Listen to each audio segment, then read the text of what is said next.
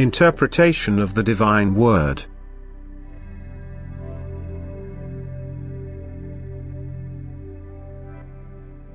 The Word of God has been subjected to many amendments, and it is still amended, so that my words were not in vain when I said, I will guide you into truth.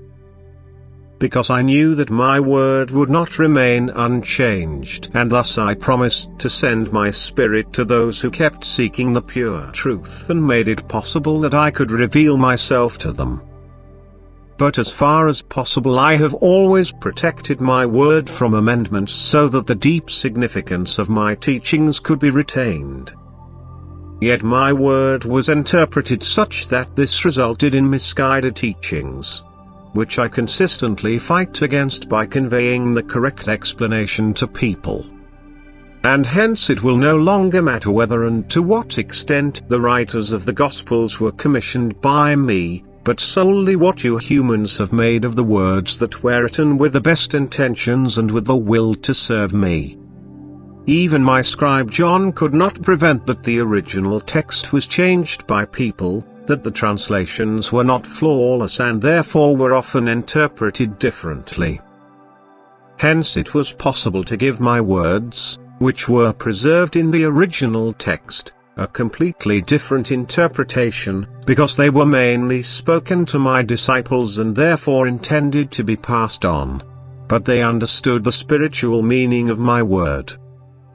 They did not convert it into worldly instructions, but in the course of time these replaced the true meaning of my word.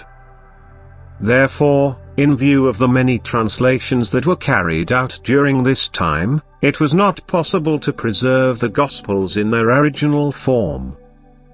And if a spiritually awakened person had pointed out the error as soon as he recognized it, he would have been sharply denounced as a heretic.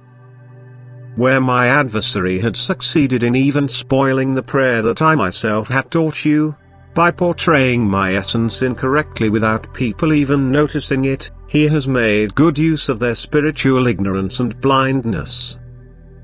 And thus even today the concept of the working of my Spirit within the human being has not yet been sufficiently clarified, inasmuch as my representatives on earth are arguing as to whether the words I spoke to my disciples were meant only for my disciples or whether they were meant for all people, thus whether everyone should heed them. But I continue to transmit the pure truth to earth, therefore it is of no significance whether everything has been preserved unaltered, because I knew what the amendments would be, and because I kept giving clarification where necessary.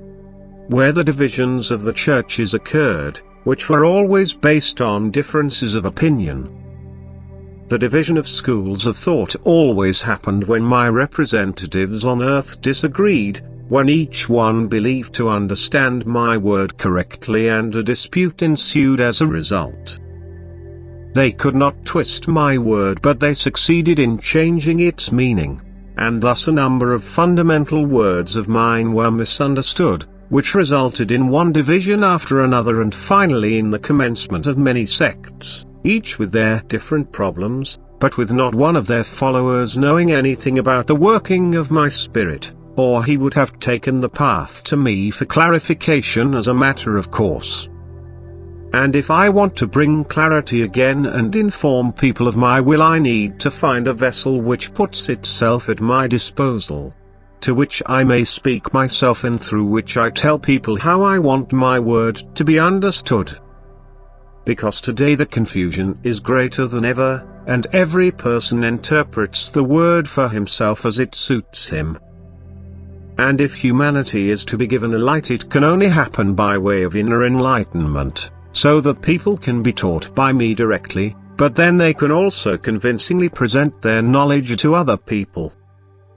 But then every question will also be answered and every problem will be solved, then you will be guided into truth, as I promised you. Amen.